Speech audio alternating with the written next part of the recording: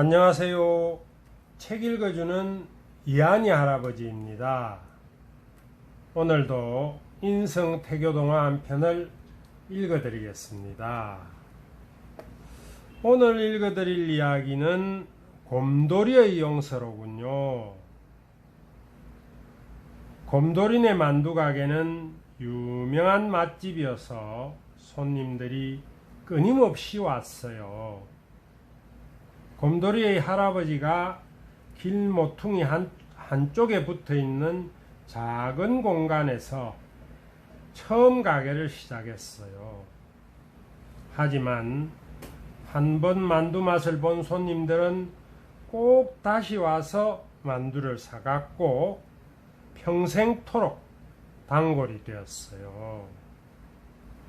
할아버지가 돌아가시자 곰돌이 아빠가 가게를 이어받아서 계속 장사를 했어요. 곰돌이 아빠는 할아버지께 받은 만두 만드는 비법에다가 자신이 개발한 만두를 만들어 팔자 날개 돋친 듯이 팔려나갔어요. 손님이 많아지자 가게는 점점 커지고 일손이 많이 부족하게 되었어요. 그래서 곰돌이는 아직 어리지만 날마다 만두 가게에 나가서 부모님을 도왔어요. 곰돌이는 좀 힘이 들었지만 아버지가 만든 만두를 모든 사람들이 좋아하는 것을 보면 신이 났어요. 어느 날 호랑이가 찾아와서 곰돌이 아빠에게 가게를 자기에게 팔라고 요청했어요. 곰돌이 아빠는 이 가게는 저희 선친께서 시작하셨고 제가 2대째 운영을 하고 있습니다. 저는 이 가게를 저희 아들에게도 물려주고 싶습니다. 라고 거절했어요. 하지만 호랑이는 수시로 찾아와서 가게를 팔라고 했어요. 그때마다 거절을 당하자 호랑이는 그럼 만두 만드는 레시피를 내게 파시오. 내가 값은 적당히 쳐드리리라. 라고 흥정을 했어요. 곰돌이 아빠는 만두 레시피는 저희 집안에서 갑옷처럼 여기는 것입니다. 그리고 제가 레시피를 알려준다고 해도 똑같이 만들지는 못할 것입니다. 저는 큰 욕심이 없습니다. 그저 아버님과 제가 정성껏 만든 만두를 손님들이 맛있게 먹어주시기만 하면 됩니다. 라고 하며 또 거절했어요. 호랑이는 무서운 얼굴로 곰돌이 아빠에게 협박을 하기 시작했어요. 좋은 말로 할 때 파는 게 좋을 거야. 아니면 내가 당신이 아예 장사를 못하게 하는 수가 있어. 곰돌이 아빠는 조금 겁이 났지만 아닌 척 하면서 당신이 무슨 말을 하든 무슨 짓을 하든 제 마음은 변하지 않습니다. 라고 대답했어요. 그 다음 날부터 호랑이는 만두집에 대해서 거짓말로 나쁜 소문을 퍼뜨렸어요. 만두에 안 좋은 것을 섞는데 만두에서 머리카락이 나왔어. 사람들이 장사 좀 잘 된다고 아주 불친절하고 그만하대. 이런 말들을 가지고 소문을 내었지만 손님이 줄지는 않았어요. 그래서 이번에는 호랑이가 수시로 가게에 와서 행패를 부렸어요. 그러자 손님들은 무서워서 가게에 잘 오지 않게 되었어요. 그날도 호랑이가 가게에 와서 행패를 부리며 곰돌이 아빠에게 어서 만두 레시피를 내놓으라고 윽박을 질렀어요.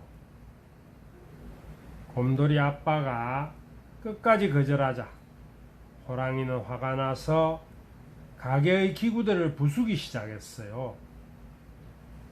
그것을 막는 와중에 곰돌이 아빠와 엄마는 크게 다치게 되었어요. 곰돌이는 만두 배달을 갔다가 와서 보니 엄마 아빠가 많이 다친 것을 보고 얼른 병원으로 모시고 갔어요. 하지만 두 분의 상처가 너무 커서 아빠는 다시는 손을 쓸 수가 없게 되었고 엄마는 걸을 수가 없게 되었어요. 곰돌이는 아직 어렸기 때문에 혼자서 가게를 운영할 수가 없었어요. 그래서 결국 가게 문도 닫게 되었어요. 곰돌이는 호랑이에게 반드시 복수하겠다고 다짐을 했어요. 하지만 아직 어리고 힘도 없었기 때문에 곰돌이는 엄마 아빠를 친척에게 맡기고 소림사로 갔어요. 소림사에서 10년 동안 곰돌이는 열심히 무술을 익혔어요. 검술, 창술, 권법을 다 마스터한 곰돌이에게 거북이 스승은 이제 너에게 더 가르쳐 줄 것이 없느니라. 이제 하산하도록 하여라. 라고 말했어요. 스승님께서 부족한 저를 잘 가르쳐 주셔서 감사드립니다. 라고 곰돌이는 대답했어요. 거북이 스승님은 곰돌이에게 물었어요. 이제 여기를 나가면 무엇을 할 거냐? 우리 집안의 원수 호랑이를 찾아가서 복수를 할 겁니다. 왜 복수를 하려고 하는 거지? 왜라니요? 저희 가게를 망하게 하고 부모님을 다치게 한 호랑이에게 복수하는 것은 당연하죠. 너와 너희 집안의 모든 불행이 호랑이 때문이라고 생각하는 거냐? 당연하지요, 스승님. 호랑이만 아니었다면 저희 집은 행복했을 거예요. 인생을 살다 보면 누구에게나 고난은 온단다. 그렇다고 해서 다 불행해지는 것은 아니야. 힘들고 어려워도 그 모든 고난을 이겨내고 다시 행복해질 수 있단다. 하지만 아픔을 극복하는 것이 힘드니까 대부분은 그냥 남을 탓하고 용서하지 않는단다. 내 불행은 그 호랑이 때문이야 라고 생각하면 자기 불행을 쉽게 정당화하고 자기는 책임질 일이 없어지기 때문이지. 스승님이 무슨 말씀을 하셔도 저는 호랑이를 용서할 수 없습니다. 저는 오직 호랑이에게 복수할 날을 기다리며 지금까지 버텨온 것입니다. 그래, 너는 복수하겠다는 일념으로 지금까지 살아온 것이지. 하지만 얘야, 내가 삶을 살아가는 힘이 복수의 힘, 즉 미움의 힘이라면 내 마음과 삶은 끝없는 어둠을 향해 가는 것이란다. 내가 용서의 힘, 사랑의 힘으로 살아가야 하지 않겠니? 곰돌이는 거북이 스승의 말에 충격을 받아서 잠시 동안 가만히 있었어요. 스승님이 말씀하신 것을 한 번도 생각해 본 적이 없었거든요. 하지만 곰돌이는 반드시 복수해야겠다는 마음으로 호랑이를 찾아갔어요. 가는 도중에 계속 스승님의 말씀이 떠올랐지만 머리를 저으며 곰돌이는 계속 길을 갔어요. 드디어 곰돌이는 호랑이를 만났어요. 그러나 호랑이는 10년 전의 호랑이가 아니었어요. 이미 늙고 날카로운 이빨도 빠져있는 병약한 호랑이에 불과했어요. 곰돌이는 호랑이를 한참 바라보다가 아무 말 없이 그냥 돌아 나왔어요. 곰돌이는 부모님을 찾아가서 잘 보살펴 드리고 만두 가게도 다시 열었어요. 만두 가게는 전보다 더 잘 되어서 손님들이 넘쳐났어요.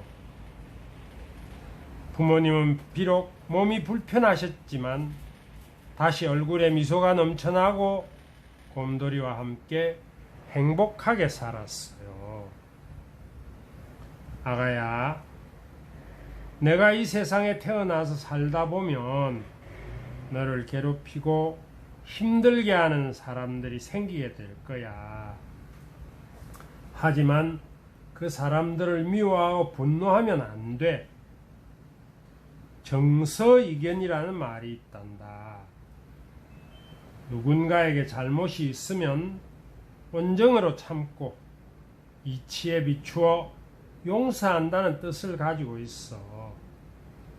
너에게 상처를 준 사람에 대해 내가 잠깐은 화가 나겠지만 따뜻한 마음으로 용서하고 이해해야 한단다. 사람은 누구나 잘못을 해. 그렇기 때문에 내가 힘들어도 용서를 해야 너도 살고 잘못한 사람도 살 수 있단다. 엄마 아빠는 내가 미움이나 분노의 마음이 아니라 언제나 따뜻하고 용서해주고 사랑하고 또 사랑하는 마음으로 살아가기를 간절히 바란단다. 사랑해 아가야. 세상을 살아가다 보면 내게 고마운 은혜를 베풀어 주는 사람도 있고 내게 손해를 끼치는 사람도 있습니다. 나 역시 원하든 원하지 않든 다른 사람의 도움을 주기도 하고 다른 사람에게 해를 끼치는 행동을 할 수도 있답니다. 그래서 우리는 다른 사람의 은혜에 감사하면서 한편으로는 다른 사람의 잘못을 용서하는 마음도 가져야 합니다. 그것이 그렇게 쉽지는 않지만 그렇게 할 수 있도록 노력하면서 살아야 하겠어요. 오늘도 할아버지의 태교동화를 들어주셔서 고맙습니다.